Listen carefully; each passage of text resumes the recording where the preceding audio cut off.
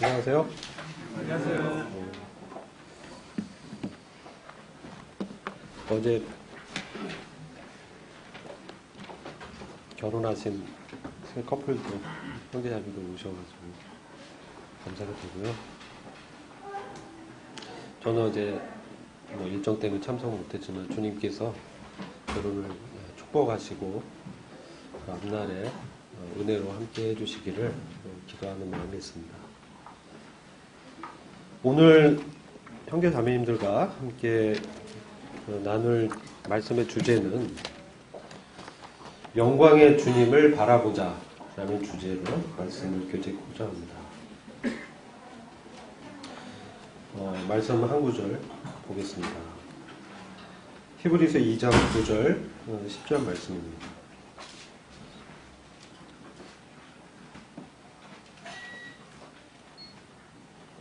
찾은 줄로 믿고 제가 읽겠습니다. 오직 우리가 천사들보다 잠깐 동안 못하게 하심을 입은 자, 곧 죽음의 고난 받으심을 인하여 영광과 존귀로 관세신 예수를 보니 이를 행하심은 하나님의 은혜로 말미암아 모든 사람들을 위하여 죽음을 맛보려 하심이라. 10절 만물이 인하고 만물이 말미암은 자에게는 많은 아들을 이끌어 영광에 들어가게 하시는 일에 저희 구원의 주를 고난으로 말미암아 온전케 하심이 합당하도다. 아멘. 특별히 그 9절 말씀 보시면 영광과 존귀로 관세신 주님을 본다고 말씀하고 있습니다. 그리고 10절 보시면 많은 아들을 이끌어 영광에 들어가게 하시는 일에 저희 구원의 주를 고난으로 말미암아 온전케 하심이 합당하도다 라고 말씀하고 있습니다. 이 말씀을 통해서 볼 때 우리 주님께서 고난을 받으신 것은 많은 아들을 이끌어 영광에 들어가게 하시는 하나님의 일을 이루시기 위함임을 보게 됩니다. 그렇죠? 안 그렇습니까? 우리가 오늘 아침에도 떡과 잔을 떼하면서 주님의 고난과 또 주님의 함께 하심을 기념했습니다. 근데 왜 주님께서 죽으셨는가? 이것을 한번 생각해 보기를 원합니다. 그래서 우리 죄를 구원하시는 그런 구속의 역사를 이루실 뿐만 아니라 그것을 통해서 많은 아들을 이끌어서 영광에 들어가게 하신다라고 말씀하고 있습니다. 이 많은 아들이 누굽니까? 네? 저와 여러분이죠. 그리스도 안에 있는 교회를 말씀하고 있다고 분별이 됩니다.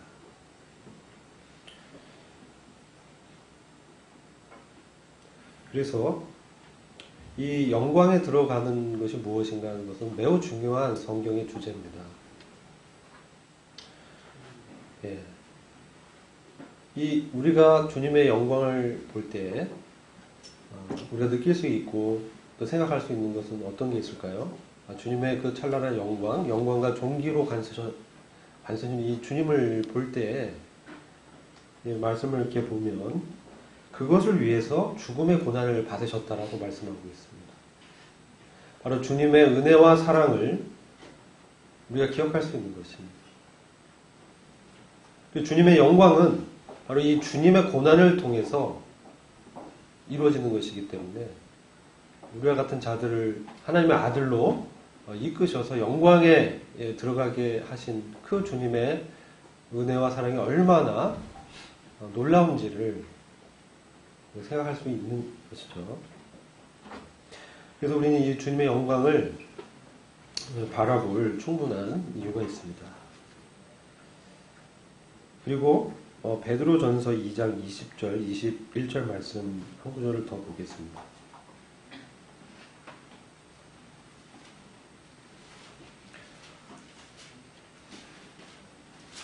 형제님 중에 한번 읽어주셨으면 좋겠는데요. 베드로전서 2장 20절, 21절 말씀을 황희영 큰 목소리로 2장 20절과 21절 죄가 있어 매를 받고 참으면 무슨 칭찬이 있으리요. 그러나 선을 행함으로 고난을 받고 참으면 이는 하나님 앞에 아름다우니라. 이를 위하여 너희가 부르심을 받았으니 그리스도 너희를 위하여 고난을 받으사 너희에게 본을 끼쳐 그 자취를 따라오게 하려 하셨느니라. 아멘. 여기 주님께서 우리 본을 끼치셨다, 우리에게 본이 되셨다, 이렇게 말씀하고 있습니다. 그리고 그 자취를, 주님이 걸어가신 그 길을 따라오게 하기 위해서 고난을 받으시고 그것을 본으로 우리에게 보여주셨다, 이렇게 말씀하고 있습니다.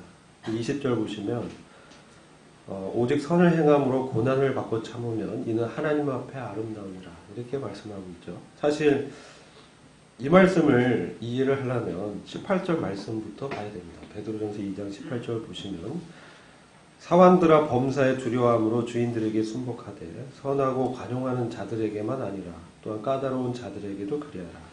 애매히 고난을 받아도 하나님을 생각함으로 슬픔을 참으면 이는 아름다우나, 라고 하면서 20절과 21절을 말씀하시고 있습니다.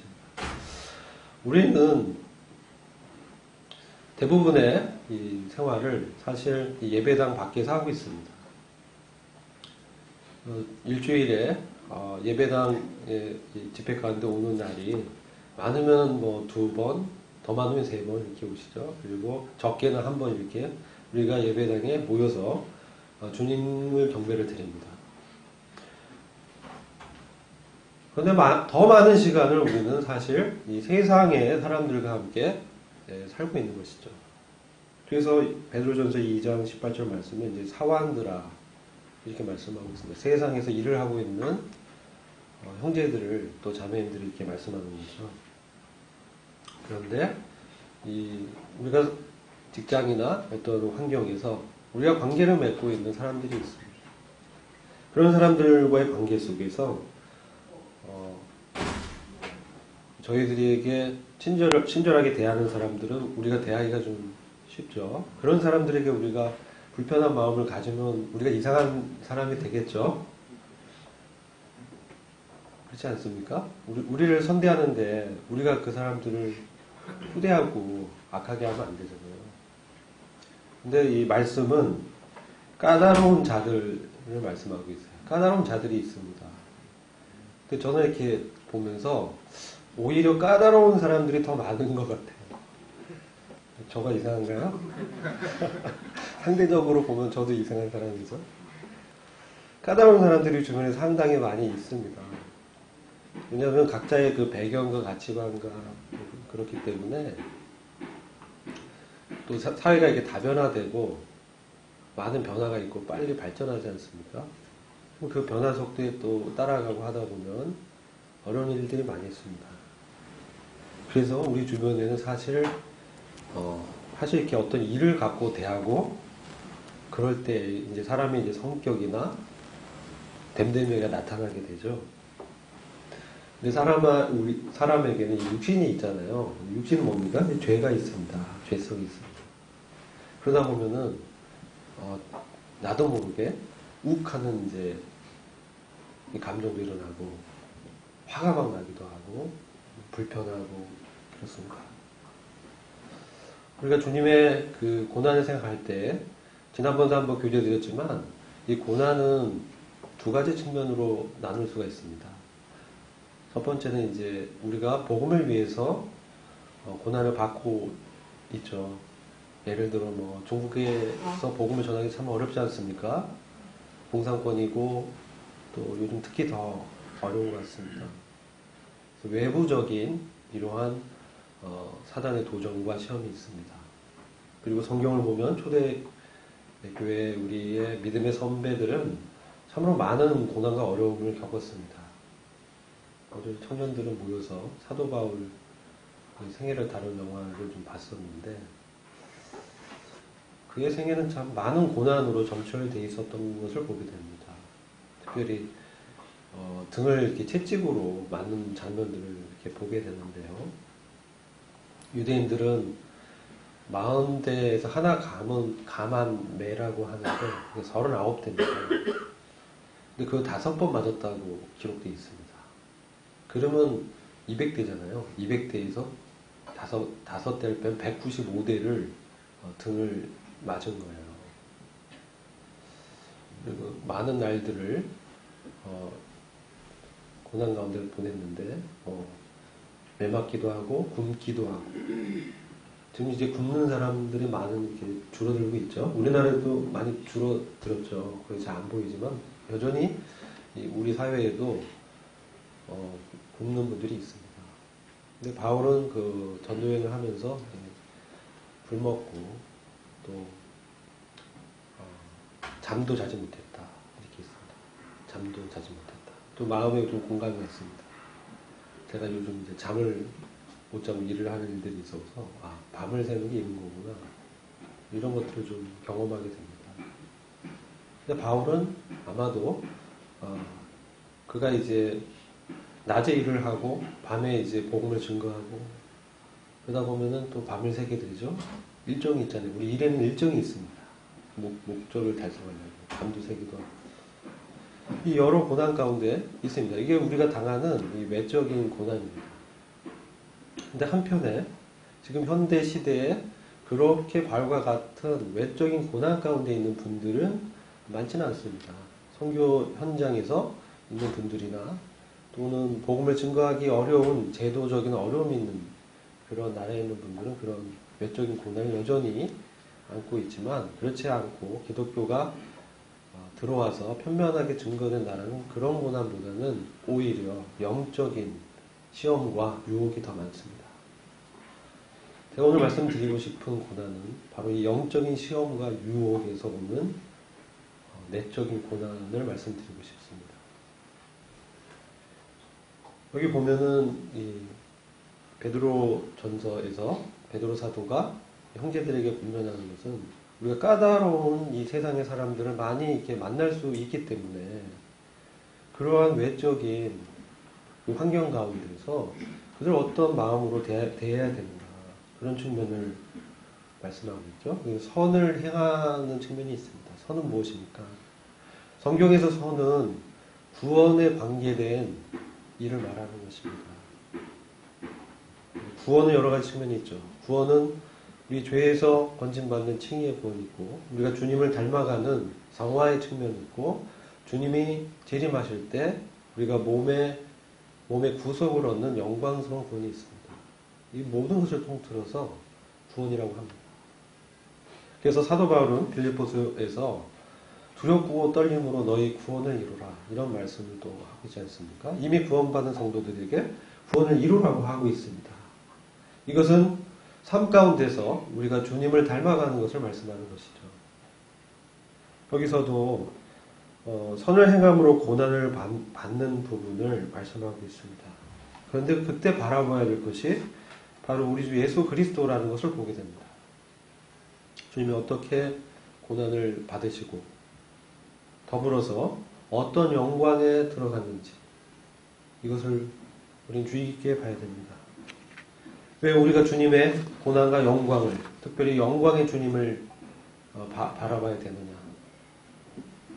왜냐하면 로마서 8장 17절을 보면 자녀의 이면 또한 후사고 하나님의 후사요 그리스도와 함께한 후사니 우리가 그와 함께 영광을 받기 위하여 고난도 함께 받아야 될 것이니라. 우리를 자녀로 삼아 주셨고 우리가 하나님의 후사 상속자라는 얘기입니다. 하나님의 나라를 기업으로 얻을 상속자라는 의미고 그리스도와 함께한 후사다. 그리스도와 함께 공동 상속을 받을 아들로 우리를 구원하셨다는 것입니다. 이러한 영광 가운데 우리가 들어가기 때문에 고난도 함께 받아야 된다고 말씀하고 있습니다. 이게 주님의 본의입니다. 이게 주님의 자취인 것입니다.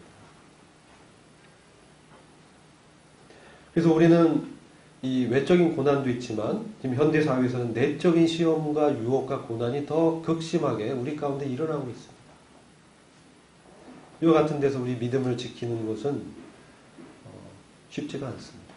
우리 현대사회에 들어와서 많은 문화 사상과 사조와 철학이 범람하고 지식과 정보가 발달하면서 살기가 편해지면서 주님이 필요 없는 이런 환경들, 주님의 도움을 구하지 않아도 살아가는 이러한 환경 가운데 그리스도인이 직면하게 됐습니다. 초대교회 성도들은 어제 영화도 보니까 서커스라고 하는데 원형 경기장에서 사자밥이 되기도 하고요. 많은 고난을 받고 순교를 당했습니다. 근데 우리는 상대적으로 그런 외적인 고난은 없지만 내적으로 얼마든지 타락하고 부패하고 이 세상과 짝하고 주님을 떠나서 살아가면서 사실 이렇게 예배당에 와서 예배만 참석하고 세상에 나가서는 세상의 그 유혹과 고난 가운데 휩쓸리게 되고 넘어지고 어려움 가운데 빠지는 경우가 많이 발생하는 것을 보게 됩니다. 이럴 때 하나님의 말씀대로 사는 것은 참 쉽지가 않습니다. 우리 주변의 동료들은 까다롭고 애매히 어려움을 주고 압박을 하고 이 세상의 이 빠른 발전 속도에 맞춰서 열심히 또 이렇게 일을 해야 되는 것이죠. 그러다 보면 주님을 놓치게 되고 유혹도 있게 되고 시험을 받습니다. 그러나 우리 앞에는 이 영광이 있는 것입니다. 그리스도께서 들어가진 그 영광. 이것은 우리가 겪는 이런 갈등, 유혹, 이것을 끊어내고 주님의 말씀을 지켜나가는 이런 신앙생활은 매우 중요합니다. 왜냐하면 우리에게 영광이 약속되어 있기 때문에 그렇습니다.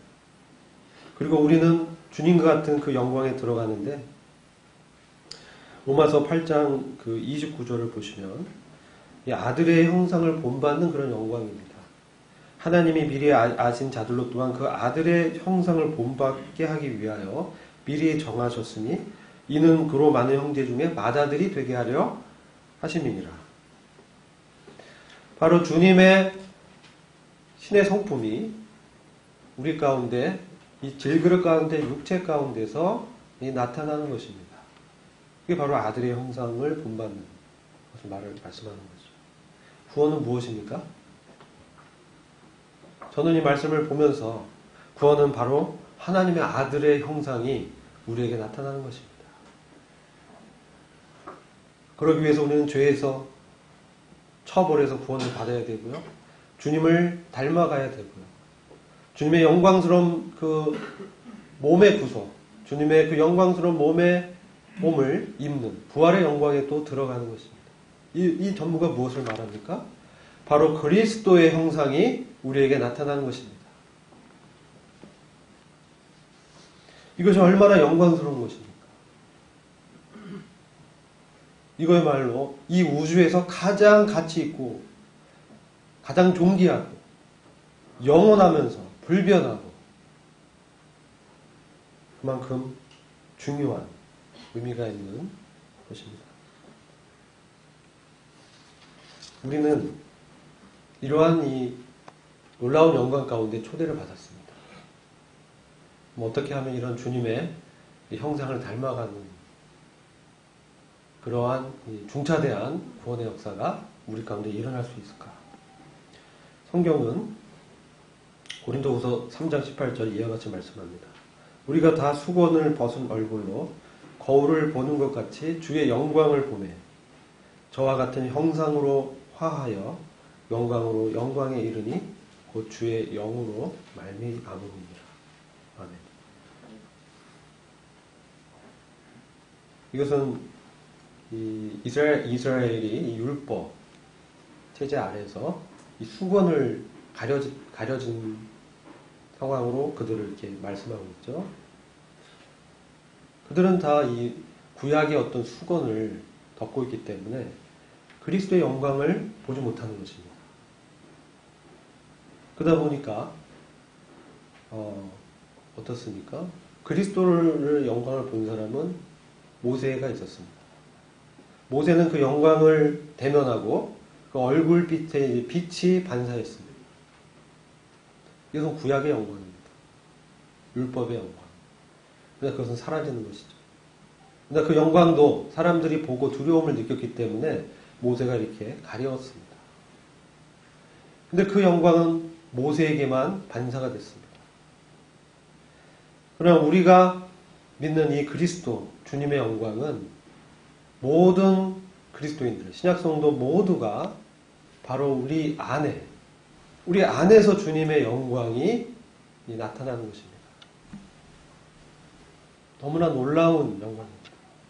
이것은 사라지지가 않고 영원하며 바로 성령을 통해서 우리를 주님과 같이 변화시키는 것입니다. 하나님의 아들 그리스도, 우리 그분의 그 인격을, 그분의 신성한 성품을 보게 되는 것입니다. 가장 이 주님의 영광을 봤던 사람 중에 인상 깊게 성경에 기록하고 있는 분은 누굽니까? 전 스데반이라고 생각이 듭니다. 스데반은 그의 믿음의 간증을 할 때 돌에 맞게 되죠. 돌에 맞는데 그가 하늘을 바라봤을 때 누굴 봤습니까? 보좌 가운데서 서 계신 주님을 보게 된 것이죠.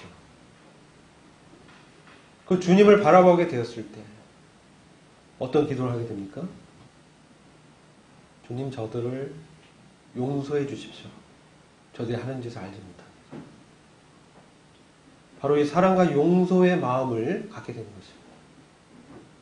자기를 돌로 치는 자들을 향한 그 사랑, 그 용서, 그것은 주님의 영광을 바라봤을 때 나타나게 되는 것을 보게 됩니다. 우리는 세상에 많은 이 영적인 고난 가운데 압박과 스트레스, 암의 원인이 그런 것들이 많다고 하더라고요. 우리의 많은 사람들이 암으로 돌아가시잖아요. 근데 그 원인이 그런 어려움이 있습니다. 근데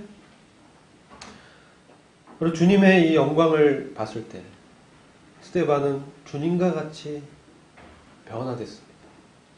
그의 내적으로 바로 주님의 성품을 바로 나타나게 됐습니다. 주님의 생명을 나타나게 된 것입니다. 이것은 미래적인 주님의 그 영광을 얘기하기보다는 지금 영광과 존귀로 관세진 바로 그 주님을 바라본 것입니다. 바로 현재에서 영광과 존귀로 관세진 그 주님을 바라봤을 때 그 주님의 영광을 나타나기 위해서 주님은 어떤 고난을 당하셨는가? 주님 십자가에서 죄인을 용납하기 위해서, 나와 같은 죄인을 받아주시기 위해서 피를 흘리시고 하나님께서 조롱과 멸시를 다 참으시고 감내하셨습니다. 히브리서 12장 2절에서는 이와 같이 주님을 말씀하고 있습니다. 믿음의 주여 또 온전케 하신 예수를 바라보자. 이 믿음의 창시자요 또 이 믿음을 온전케 하는 분이라는 뜻입니다. 믿음을 시작하게 하신 분도 주님이시고 우리의 연약한 믿음을 온전케 하는, 우리의 주님을 닮아가게 하고, 아까 구원은 어떤 측면으로 제가 말씀드렸죠? 아들의 형상이 나타나는 것. 구원받은 사람은 하나님의 아들의 신의 성품이 나타나게 되는 것입니다. 생명의 역사가 있기 때문에. 그건 성령의 역사입니다. 그래서 우리가 주님의 영광을 봤을 때 주의 영으로, 성령으로 말미암아서 우리에게서 아들의 성품과 생명이 나타나게 되는 것. 급기야는 아들의 몸을, 아들과 같은 영광의 몸을 입게 되는 그런 영광에 들어가는 것이죠. 이와 같이 온전케 하시는 분은 바로 주님이라는 것입니다. 그래서 우리는 주님을 바라봐야 됩니다. 바라본다는 것은 시선을 고정하고 그분을 묵상하고 그분을 생각하고 그분의 말씀을 읽고 또 그분께 기도하고 그분과 깊은 교제 가운데 들어가고 또 성도들과의 교제 가운데서 주님의 말씀을 듣고자 애쓰고 모든 삶의 과정 가운데 바로 주님을 의식하면서 주님과 깊은 교제 가운데 들어가는 것입니다. 이 예수를 바라보자. 저는 그 앞에 있는 즐거움을 위하여 십자가를 참으사 부끄러움을 개의치 아니하시더니 하나님 보좌 우편에 앉으셨느니라. 우리 주님은 하나님 보좌 우편에 앉으신 위엄의 자리에 앉으셨습니다. 그리고 저는 주님께서는 그 앞에 있는 즐거움을 위하여, 이 즐거움이 무엇입니까? 많은 아들을 이끌어서 영광에 들어가게 하는 일이죠. 하나님의 뜻이잖아요. 우리 주님께 있어서는 즐거움은 하나님의 뜻을 행하는 것이었어요. 그게 그 주님의 양식이었고 기쁨이었고 주님을 충만케 하는 것이었습니다. 아버지와의 교제 가운데 아버지의 뜻을 알고 아버지의 뜻을 따라서 사는 삶. 그게 그 우리 주님의 즐거움이었습니다. 그 즐거움이 강해서 이 십자가의 그 고난과 조롱과 멸시도 참으시고 부끄러움을 개의치 아니하셨다라고 말씀하고 있습니다. 그리고 우리가 바라보는 것은 십자가의 주님뿐만 아니라 하나님 보좌 우편에 앉으셨느니라.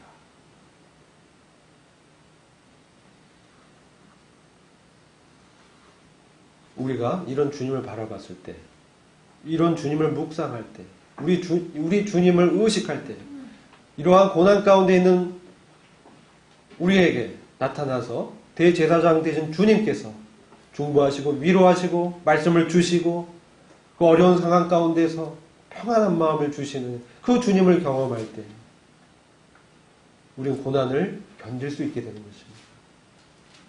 그래야 영광에 들어가기 때문에 그렇습니다. 하나님의 아들의 형상이 온전히 나타나게 되는 것이죠. 하나님 보좌 우편에 앉은 모습을 바울은 사실 저는 봤다고 믿습니다. 왜냐면요. 바울은 빌립보서 3장에서 3장 11절에서 어찌하든지 죽은 자 가운데 부활에 이르려 하노니 이렇게 말씀하고 있습니다. 어찌하든지 죽은 자 가운데서 부활에 이르려 하노니 이건 그리스도의 부활입니다. 죽은 자 가운데서 부활하는 것은 첫째 부활을 말씀하고 있는 것입니다. 왜냐하면 다른 사람들은 여전히 죽어있는 가운데 먼저 부활하는데 영광스러운 몸으로 죽지 않고 썩지 않고 하나님의 영광스러운 나라를 기업으로 받는 그 영광의 몸을 입는 부활입니다. 이건 몸의 부활입니다. 부활은 두 가지가 있습니다. 하나는 영혼의 부활, 우리 거듭날 때. 그리고 몸의 부활이 있습니다. 근데 여기서는 이 바울이 어찌하든지 죽은 자 가운데 부활에 이르려 하노니라는 것은 영적인 의미가 중첩적으로 되어 있는 것입니다. 바로 앞에 다가올 영광스러운 그 몸의 구속을 받으면서 하나님의 아들들로 나타나는 그 부활을 말씀하는 측면도 있지만 바로 현재에서 주님의 그 부활의 생명이 그의 삶 가운데서 나타나는 것을 그가 추구했다는 것이죠. 그렇게 되었을 때 바로 그 그리스도와 같이 된다는 자기가 그렇게 처음에는 바울이 어떻게 그리스도를 생각했습니까? 나사렛 이단의 괴수로 생각했습니다. 그래서 주님을 믿는 그리스도인들을 핍박하고 사실 많이 죽였습니다. 그렇게 죽음에 이르도록 간접적으로 역할을 합니다. 주님을 만나게 되는 그 장면에서도 그가 대제사장에서 그리스도인들을 체포할 체포권을 갖고 가다가 주님의 영광을 보게 된 것입니다. 주님의 영광을 보게 됐을 때 바울이 어떻게 됐을까요? 눈이 멀었죠. 그가 이 세상적인 시야에서 바라봤던 그 눈이 멀어버리게 됩니다. 그리고 주님을 눈은 보이지 않지만 만난 것이죠. 주님을 만났습니다. 빌립보서 3장 20절 21절을 보시면 바울의 이 고백은 오직 우리의 시민권은 하늘에 있는지라 거기로서 구원하는 자 곧 주 예수 그리스도를 기다리노니 그가 만물을 자기에게 복종케 하실 수 있는 자의 역사로 우리의 낮은 몸을 자기 영광의 몸의 형체와 같이 병케 하시리라. 여기 보면 우리의 낮은 몸을 자기 영광의 몸의 형체와 같이 병케 하시리라. 그렇다면 바울은 영광의 몸의 형체를 봤다는 것이죠. 바울은 변화한 그리스도의 영광을 봤습니다. 그리고 그의 모든 가치관과 그가 알았던 모든 생각을 바로 그 그리스도의 영광 앞에서 다 내려놓게 됩니다. 그리고 그동안 그가 생각해왔던 자기에 유익했던 그의 모든 배경과 모든 지식과 명성과 이런 것들이 다 그에게는 배설물과 같은 것이 되었습니다. 이 모든 것을 오히려 해로 여겼다. 손해로 여기게 됐습니다. 그렇게 되면서 우리의 시민권은 하늘에 있다. 이 말씀합니다. 그 영광의 가운데 앉아 계신 그리스도를 봤을 때 그 그리스도가 영으로 성령을 통해서 우리 안에 계시는 거죠. 그 주님을 봤을 때 그 영광의 주님을 대면했고 그 주님이 성령을 보내줘서 그 안에 주님이 계심을 느끼고 의식하고 말씀을 기억나게 해주고 했을 때 이것을 더 확실히 그는 믿게 되는 것이죠. 아, 이게 정말이구나. 정말 주님이 나의 낮은 몸을 연약하고 늙어지고 낡아지고 후패하는 이것을 벗게 하시고 영광스러운 주님과 같은 형상으로 변화시키는 것이 분명하구나. 이건 정말 확실한 거구나. 변화가 없고 이것은 흔들리지 않는 영원한 약속이구나. 이걸 확신하게 되는 거죠. 그러니까 그의 생활 방식이 어떻게 변합니까? 우리의 시민권은 하늘에 있는지라. 시민권은 뭡니까? 이것은 이제 생활 방식입니다. 시민권. 그런 의미가 있습니다. 하늘의 시민으로서의 생활 방식을 말씀하고 있는 것입니다.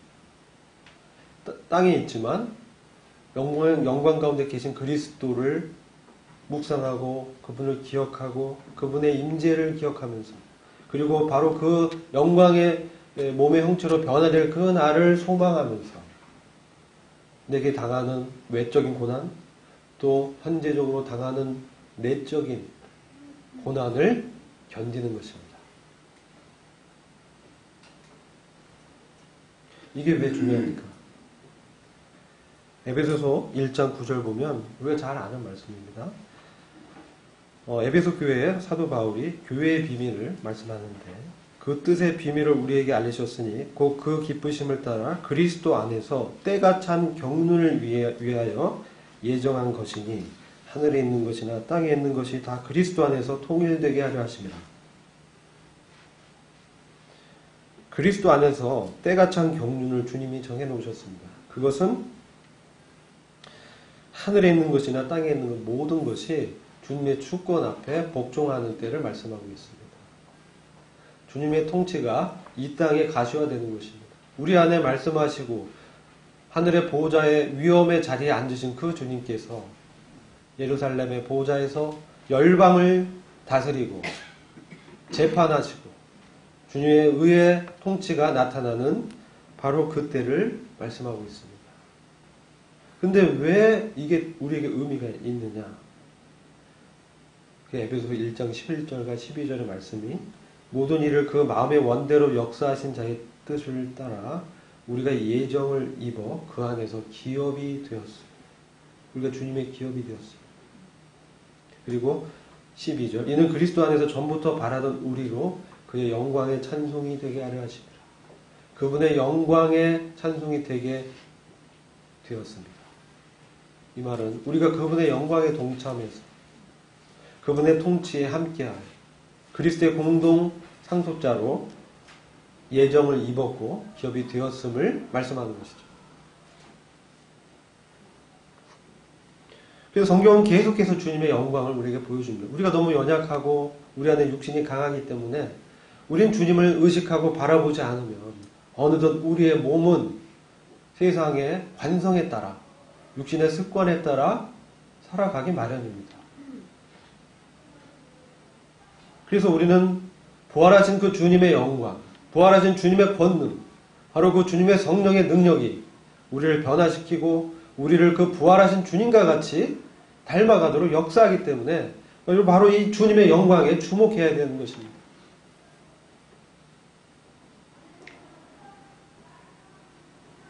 주님께서 계신 영광의 자리를 요한은 받습니다. 바울은 받지만 그것을 말하지 못했고 기록하지 못했지만 계시록에서 요한은 자신이 본 주님의 그 영광을 기록하고 있습니다. 한번 잠시 볼까요? 우리가 들어갈 그 영광이 얼마나 놀라운가. 요한계시록 1장에서 1장 19절 잠시 보시면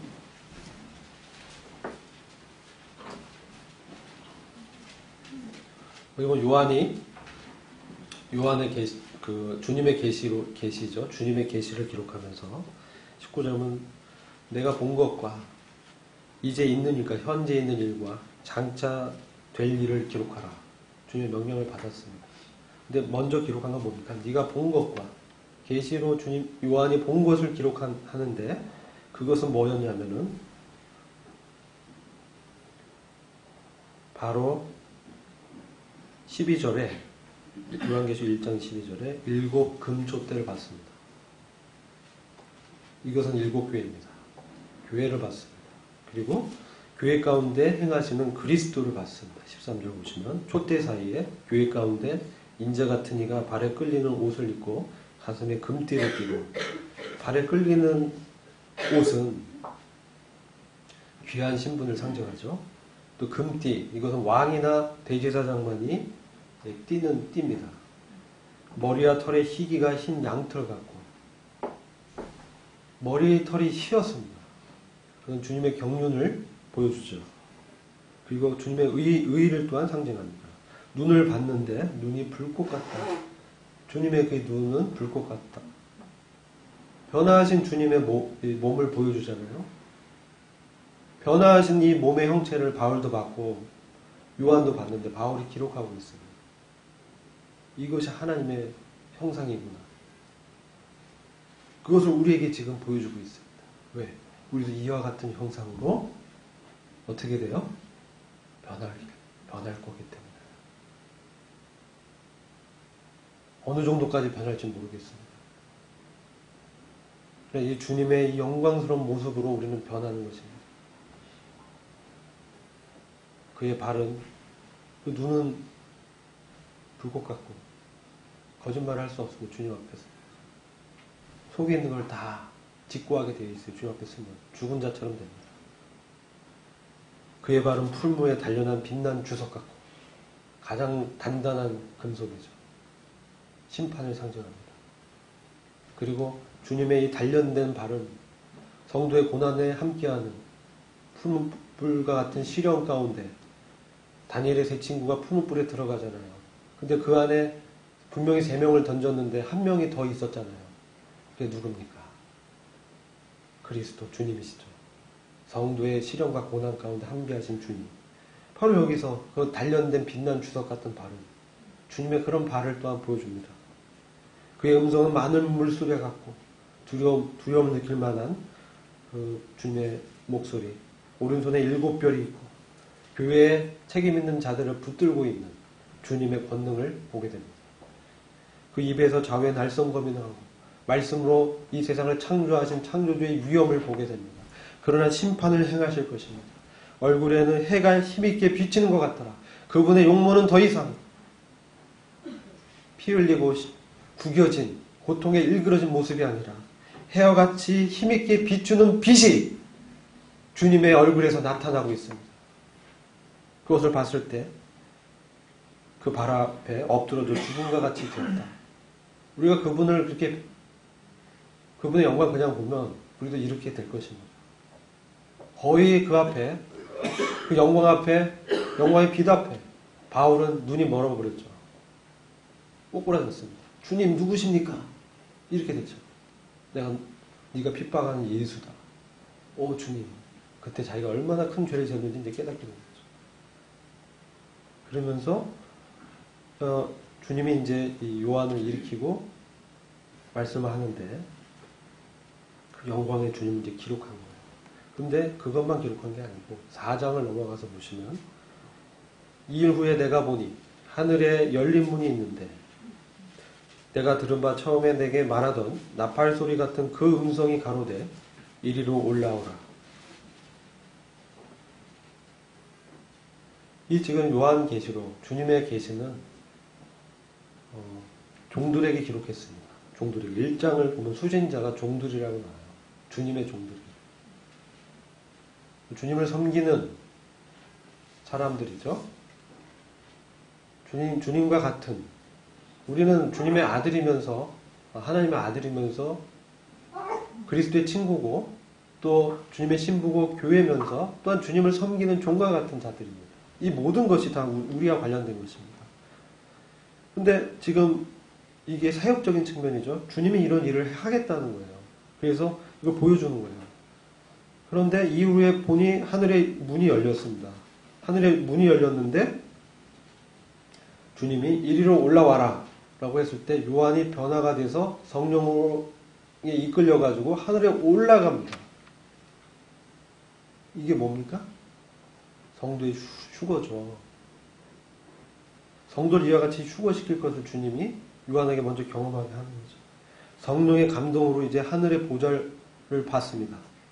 그 보좌 위에 앉은 이가 있는데 하나님 앉아 계십니다. 그 앉으신 하나님의 모양을 봤어요. 원래 보면 죽어야 되는데 이미 그는 성령의 감동을 받아서 올라갔기 때문에 죽지 않고 기록하는 거죠.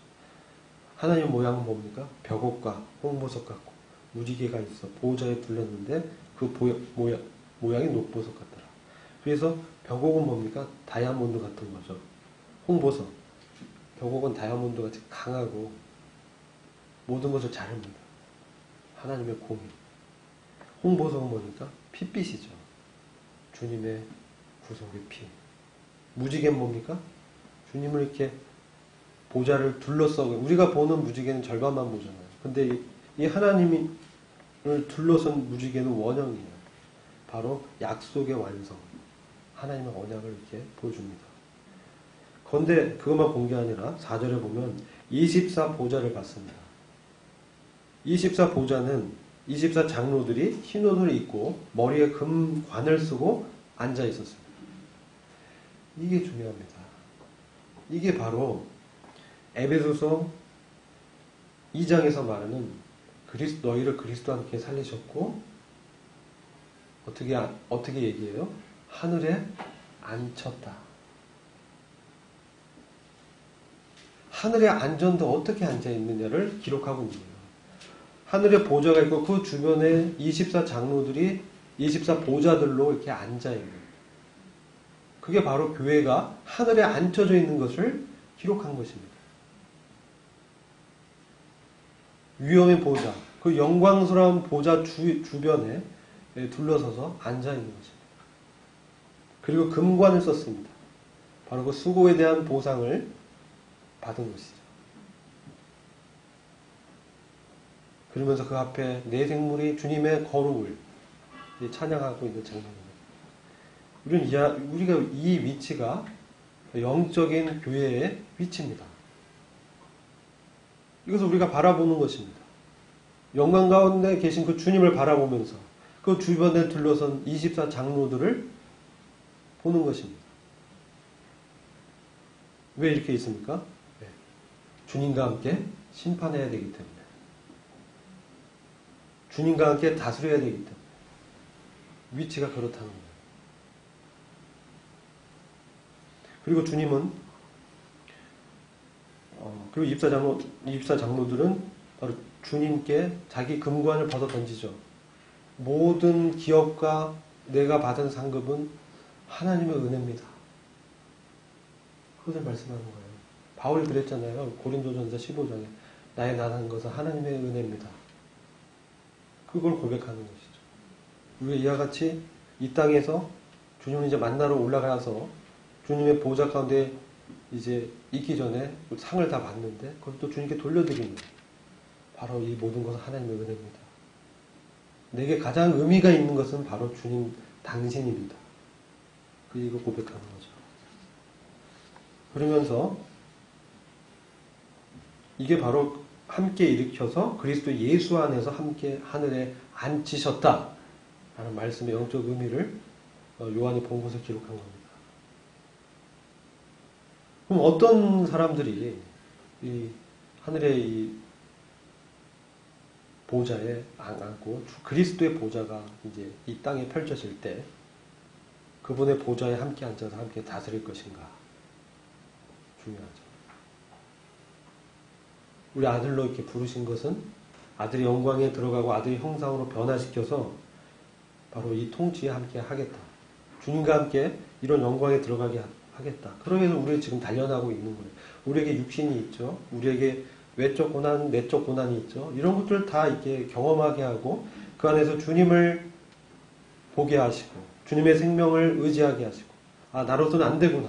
오직 주님만이 내게 있어서 유일한 길이요 진리요 생명이시구나. 주님께만 영광을 돌려드리는 게 너무나 합당하구나. 나로서는 아무것도 이룰 수 없구나. 나의 은은 허접하고 무더기 옷과 같구나. 오직 그리스도의 의로만 옷 입어야 영생이 있는 것이고.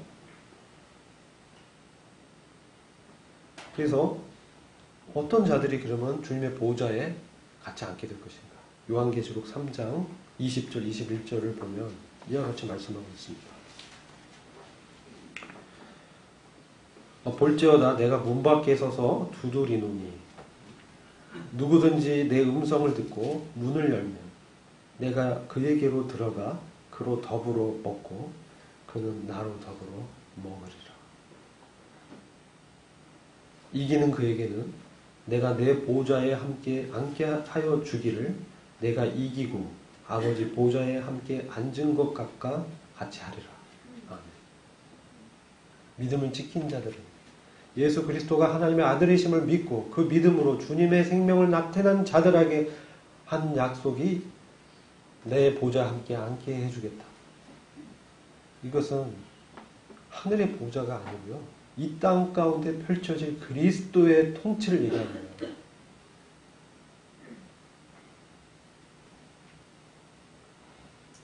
이 세상은 이 1000년 동안 회복이 됩니다. 그 1000년 동안 그리스도의 보좌에 함께 앉아서 다스릴 놀라운 영광을 예비하셨어요. 그 다음에 무한 영원한 세계에서 새하늘과 새 땅에서 또 함께 있는 영광이 있습니다. 근데 이 1000년의 통치의 영광은 그거의 부록이에요. 1000년의 통치. 그래서 거기서 누가 그러면 여기에 들어가냐? 여기 못 들어가면은 이제 영원한 그 통치에 함께하기 힘들겠죠. 내 음성을 듣고 문을 연 사람들, 이게 누구냐는 거죠. 이 사람들은 라오디게아 교회 성도들이에요. 라오디게아 교회 영적인 상황은 굉장히 말세의 상황을 잘 보여주고 있고 어려운 상황이잖아요. 그런 상황에서 주님이 이제 두드리는 거죠. 그때 음성을 듣고 문을 여는 사람이에요. 이것은 뭐냐? 바로 주님, 이 세상의 이런 환경 가운데 이 내적 고난, 라오디게아 교회는 많은 것이 풍성한 교회입니다. 부족함이 없어서 나는 부자고富유하고 나에게는 부족함이 없다 그랬는데 주님 보실 때는 가난하고 헐벗었다 그랬어요. 왜? 주님과 교제 가운데 주님의 생명이 나타나지 않고 있었기 때문에. 그래서 주님이 음성을 말씀하실 때 문을 이렇게 열어야 됩니다. 이 얘기는 뭐냐면 주님께서 말씀을 통해서 얘기하실 때 그것에 반응해야 되는 거예요.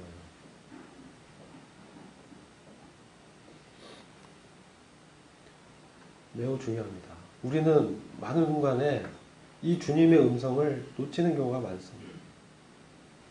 어떤 때 그렇습니까? 내가 뭔가 이룰 수 있다라고 생각할 때, 내 의가 뭔가 있다라고 여길 때, 주님의 음성을 무시합니다.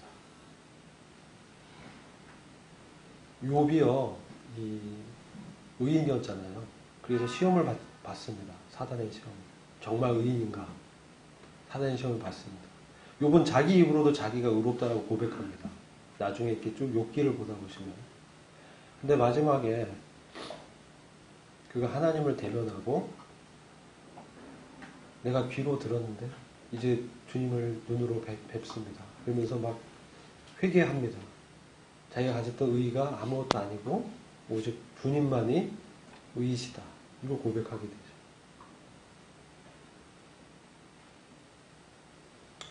결국은 이 주님과 같아지는 이 아들의 이 영광에 들어가는 것은 바로 이와 같은 주님과 깊은 교제와 주님과 이 깊은 이 내밀한 교제 가운데 들어간 사람들이 바로 그리스도의 통치에 함께 하는 거예요.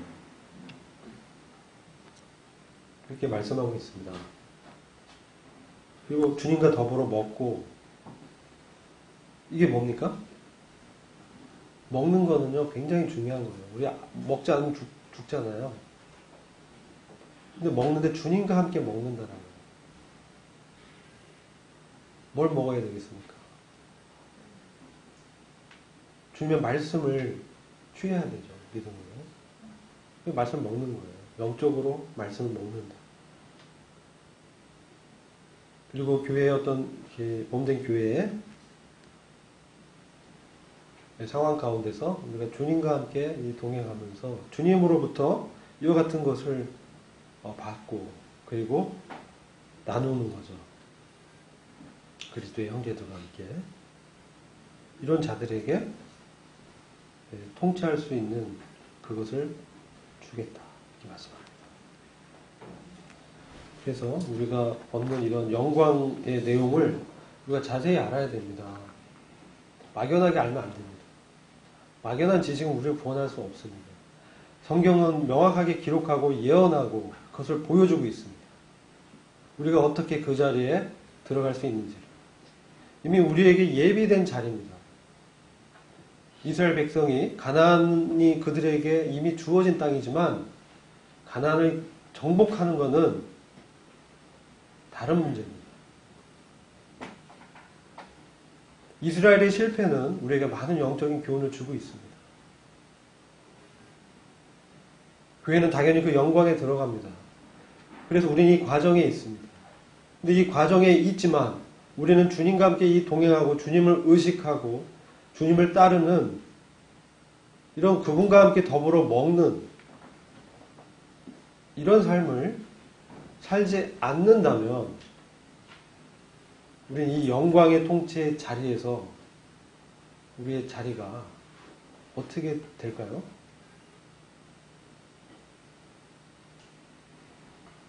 어떤 분들은 이제 배제합니다. 못 받을 것이다. 그러나 어떤 분들은 받지만 그것이 어떤 이 상급처럼 차이가 있을 것이다. 그렇게 이제 분별합니다. 어쨌든 주님께서 이 예비하신 이러한 아들의 형상을 담고 영광에 들어가고 하는 이런 일들이 있어서 저희들이 같은 마음으로 나아가길 원합니다. 그리고 이 모든 것은 사실 하나님의 은혜입니다. 하나님의 사랑의 역사입니다. 하나님의 은혜가 없으면 이 일들이 가능하지가 않습니다. 그러니까 은혜가 통치하려면, 은혜가 왕노릇하려면 우리 주님 앞에 정말 굴복한 심정으로 주님께 통치권을 다 내드려야 돼요. 우리 영역에, 삶의 영역에 주님께 다 내드리고 주님께 묻고 주님의 뜻을 구하고 이것이 되어져야 되는 것입니다. 이게 될 것이라 주님은 믿고 계시고 우리도 그런 믿음으로 나아가는 것이죠. 주님이 성령을 통해서 이것을 가능케 하십니다. 그리고 역사하십니다. 우리가 하여금 승리자의 자리로 올라가게 하실 것입니다. 주님이 이제 말씀을 통해서 이러한 영광의 자리에 우리를 이끄시고 함께 하실 것을 인해서 감사를 드립니다. 기도하고 마치도록 하겠습니다. 주님 참 감사를 드립니다. 우리에게 놀라운 아들의 영광을 허락하시고 또 그런 삶을